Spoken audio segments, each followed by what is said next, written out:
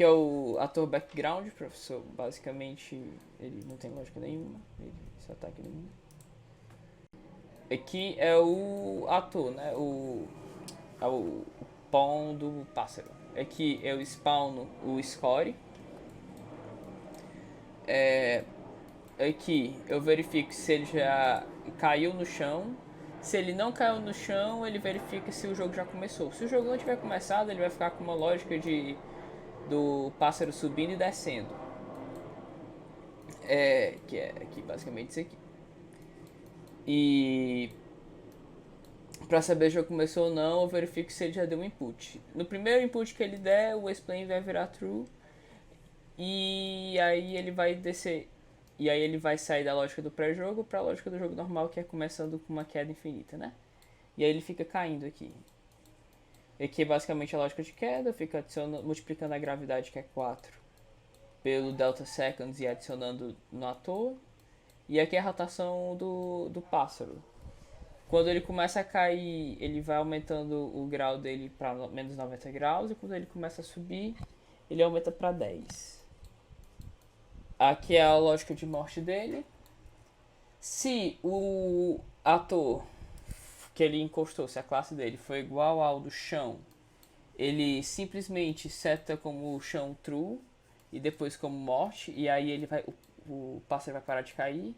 Se não, ele vai verificar só se ele bateu numa pipe. Se ele bateu numa pipe, ele diz que é morto, que ele morreu, e quando ele estiver caindo, no momento que ele encostar no chão, ele seta como true e para de cair. Isso aqui é a lógica do ponto. Ele verifica se ele está morto ou não. Se ele não estiver morto, ele verifica se ele passou da hitbox do ponto. Se passou, ele adiciona um pontozinho no score dele. Aqui é a lógica do chão. Basicamente, aqui eu vou verificar se o ator já morreu ou não. Se ele já tiver morrido, então ele vai parar de ficar movimentando o chão. Se ele está vivo, eu vou pegar aqui e vou fazer a ilusão de ótica de ter o chão infinito, né? Ele vai se movimentando e vai se teleportando com o tempo, o chão. Aqui é o cano. Aqui é a mesma coisa do chão. Eu verifico se ele está morto ou não. Se ele não estiver morto, ele pode continuar se movimentando. E aqui ele vai multiplicando. Aqui é menos 20. Aqui ele multiplica o delta seconds por um valor aleatório da speed menos 40 a menos 20. Para ele ter uma distância. Para a distância entre os canos ficar variável. E aí depois ele só multiplica e adiciona o word offset para ele ir descendo. E se caso ele chegar no ponto que é do offset, eu considerei como menos 90, né? Ele vai destruir o ator. Pronto. Pronto. Aqui é o spawn do pipe.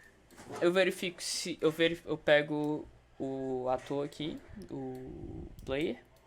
Aí eu verifico se o jogo já começou e se o start ainda não foi ligado. Se os dois forem true, eu dou start no spawn das pipes.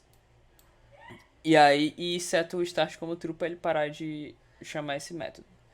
E depois, no final, eu só boto como false. Que ele vai, verifica se o ator está morto ou não. Se ele estiver morto, ele para de spawnar os monstros. Os monstros não, os canos. Aqui no spawn, basicamente, ele pega aqui a localização que ele vai spawnar. Aqui eu spawno o cano em alturas diferentes. E aqui ele gera o cano novo, né? Ele spawna aí. Aqui eu paro de spawnar o cano. E aqui eu boto o intervalo de spawn de chamar a função spawn, né? E aí ele fica chamando essa função spawn e durante o tempo de 2 segundos. Aí fica chamando. A lógica do score é bem simples pra ficar aumentando, né? Eu fico pegando o score do pássaro e fico alterando o texto lá no próprio lá no próprio text que eu criei aqui. E aqui o jogo.